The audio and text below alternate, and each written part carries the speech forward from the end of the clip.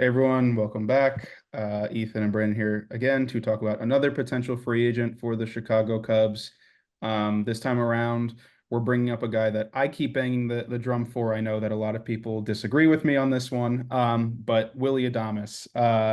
Just real quickly recap. Obviously, we all know that he's been with the Brewers for the last 3 or 4 years. They've really turned him into a superstar since they got him from the Tampa Bay Rays. He's a power hitting solid fielding. His metrics were down a little bit this year, but in the past, he's been great defensively. Middle infielder, shortstop. Obviously, the Cubs have Dansby Swanson. I'm not advocating for him to leave, but I think that the Cubs have the Cubs need power, and Willy Adames provides a lot of power. It kind of is the question of where do you put him though? Because do you replace him?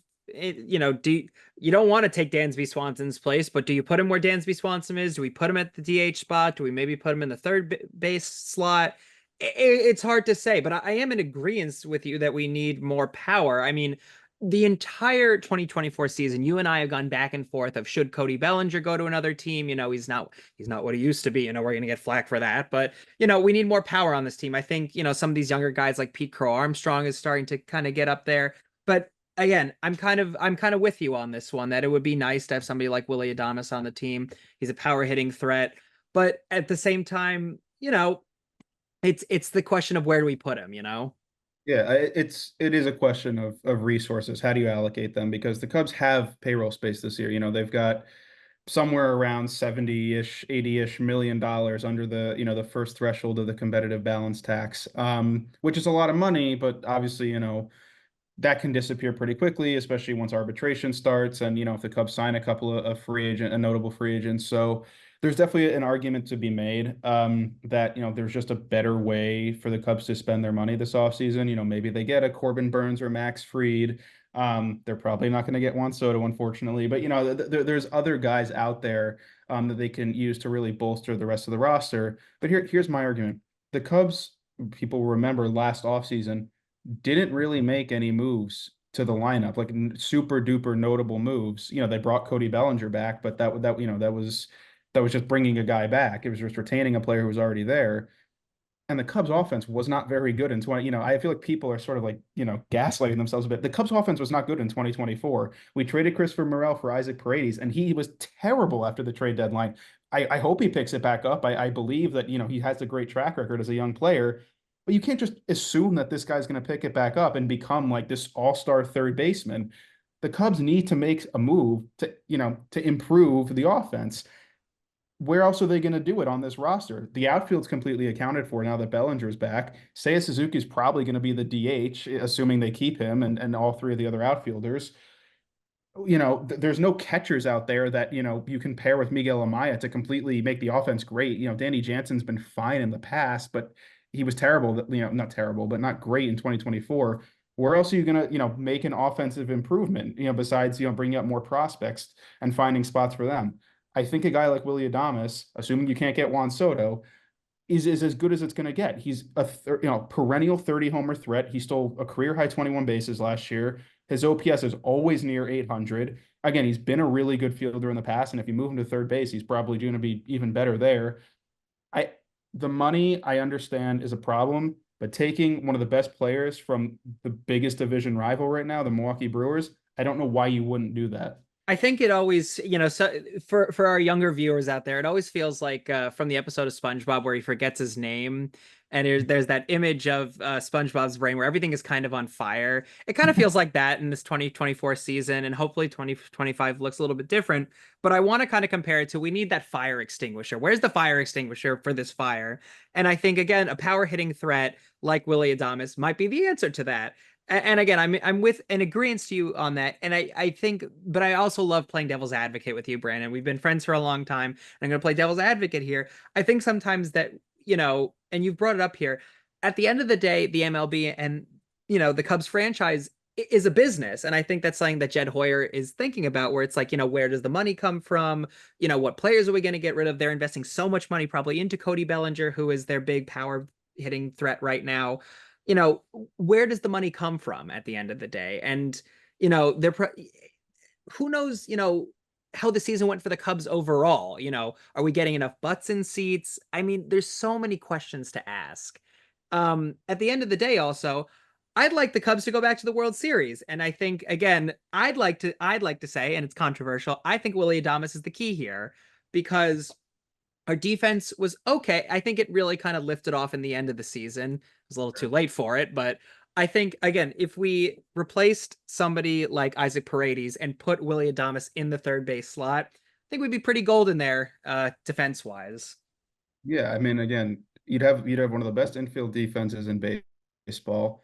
You'd have a power threat in the lineup finally. The Cubs had who I think Ian Happ led the team in home runs with like 25 last year. 25 led the team in home run. Like that's insane. Like that across an entire 162 game season, 25 home runs, leads the team. Like come on. Like I'm not saying we need a 50 homer power threat like Pete Alonso or Aaron Judge, but like the Cubs need to hit some home runs out here. It's the easiest, fastest way to score runs, right? And so I just think, I'm not advocating for getting rid of Paredes. His value, there's no reason to sell low on him, but hold on to him, make him a utility player. Maybe, let him platoon over at first base with Michael Busch for a bit. But the whole point of baseball is getting the best players and figuring it out later. Willy Adames would immediately be one of the 3 to 5 best players on the Chicago Cubs. If the money makes sense, if, obviously he has a qualifying offer attached, but if the money makes sense, and if Jed Hoyer thinks that power is the biggest Cubs need, which I certainly do, I think the move just makes too much sense not to make. I guess the last question I have, because I mean, you're very much you follow the Cubs way probably more than anybody should, and that's not an insult. That's more of a compliment. What was it in 2016? There was this whole reshaping of the Cubs. Mhm. Is this the next reshaping of the Cubs? It's all speculative right now, but we've added people. We haven't really dropped a lot of big name Cubs, players right now. Do you think Jed is going to reshape the Cubs in any way? When is the next like year of the reshaping? You know what I mean? Yeah, no, it's a good question. I mean, literally a decade ago, like from, basically from today, the Cubs signed John Lester to that big 6-year contract in 2014, and that was sort of the move that famously like lifted the Cubs out of that rebuild, and then a couple years later they won the 2016 World Series. I do think that there's a chance this offseason to make a similar kind of move. I'm not necessarily saying that Willy Adames is that move. I'm not saying like a Max Fried or Corbin Burns is that move. It's hard to know in the present. That's sort of a hindsight kind of thing.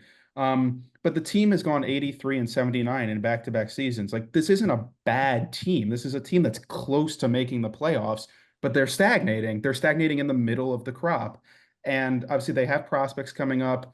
Guys are improving, but sometimes you need to supplement a good roster with a great player. And I think a guy like Willy Adames could be that sort of signing, that move that pushes the Cubs from, this mediocrity treadmill to a playoff contender.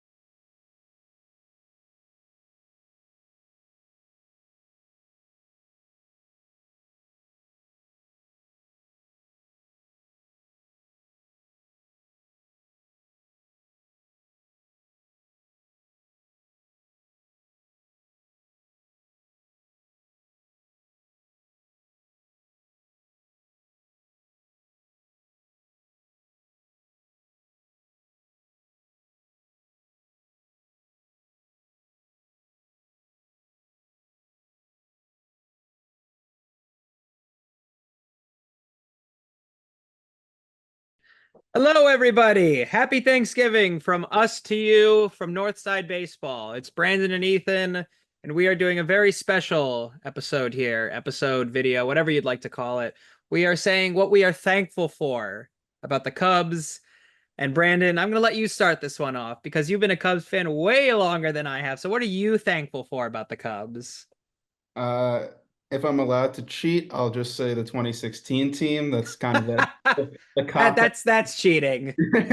All right, if we're talking about the current Cubs, look, it's very easy to be negative about this team, about anything in general. But there's obviously a lot of things to be thankful for. This is, I think the Cubs are close to something pretty special. At least we hope. Will they ever be able to compete with the Dodgers? Who knows? But I do think that there are plenty of things to be thankful for. And the first thing that I'll mention is definitely Justin Steele. And I know there's a pitcher you want to highlight, so I won't highlight him, but just the starting rotation in general. Justin Steele, obviously was a prospect for the Cubs, sort of a mid-range prospect for a long time, and he's just taken off in recent years. He's become the ace of the staff. He had some injuries in 2024, but he's just a guy that you love to watch him pitch. He's just sort of a bully on the mound, is how I'd put it. And I just think that he's so entertaining. It's so nice to have. Obviously his cutter based, lefty reminds a lot of guys of John Lester for that reason. Certainly reminds me of him as well. And I think just having him atop the rotation is such a great thing, and I'm glad he's on the Cubs. Well, I appreciate you, saving this guy for me. I'm really thankful for Shota Imanaga, somebody who, came out of the Japanese league, truly, swinging, even being a pitcher. But what a season for Shota Imanaga. I mean, strikeout after strikeout after strikeout with that guy.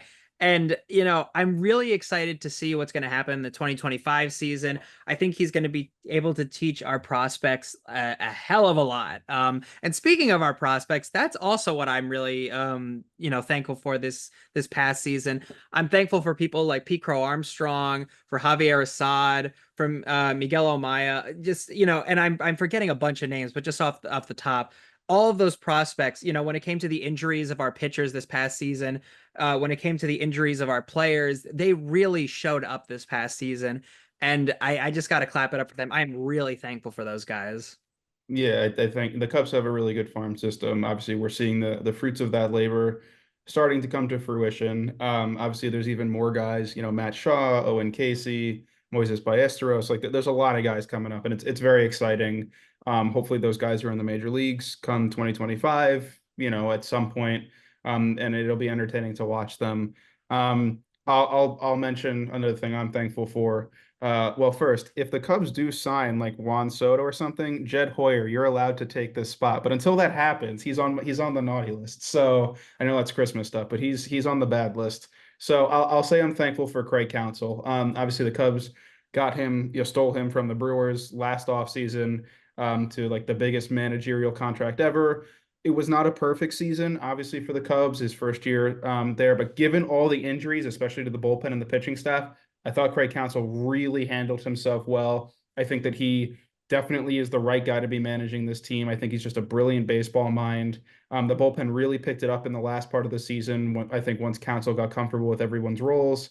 And I just think that, this team, assuming hopefully it can take off in the next year or two, I think it's going to be because Counsell's, sort of the guy, behind the wheel. I'll say, let's do one or two more. It's going to be a cheesy one here, but I'm really thankful for Wrigley Field. I think it's a shame that so many, and a lot of people will say this. It's a shame that so many of the original fields of the MLB are gone, but thank God that Wrigley Field is still standing. It's, one of the two. But Brandon and I have both been to Wrigley Field. It's a beautiful site. If you guys haven't been to Wrigley Field yet and you're dying to go to Chicago, make sure you go to Wrigley Field because man, it is a beauty. I'm glad it's still standing. Yeah, definitely. Now living in the New York area, definitely miss Wrigley Field. But definitely got to get out there again consistently to see some games. I'll share one more. What else am I thankful for about the Cubs? Uh, I'm thankful. This will be cheesy too. I'm thankful for Northside Baseball. This was, if you guys don't know, this was my first sports writing job. I used to work in a completely different industry, and then the wonderful people at Northside Baseball gave me a chance to start writing for them, and now obviously I've done a lot of work for them. Ethan and I do, obviously all this video content. I do a lot of articles for this site and a couple of the sister sites like Talk Sox and Twins Daily. But it's just really great. The site's grown a lot in the last year and a half since I've been here. The community's really grown. I know we have our arguments at times, but that's just sort of the point of sports fandom, especially Cubs fandom. Everyone's just so passionate about this team, and that's what makes being a Cubs fan so great. And so, just happy, I think both of us can say we're so glad we're here. We appreciate that, you guys are, our readers, our viewers are, just always, engaging with us and helping out on North Side, making it the best site it can be. Yeah, and we're excited for next year. I couldn't agree more with Brandon. We hope you have a happy Thanksgiving and we hope you have a great 2025 baseball season. And if there's nothing that you're thankful for this Thanksgiving season, I'm going to remind you of one thing that you can be thankful for. Just remember that in the 2024 season, Angel Hernandez retired. Just be thankful for that. Have a great day, y'all.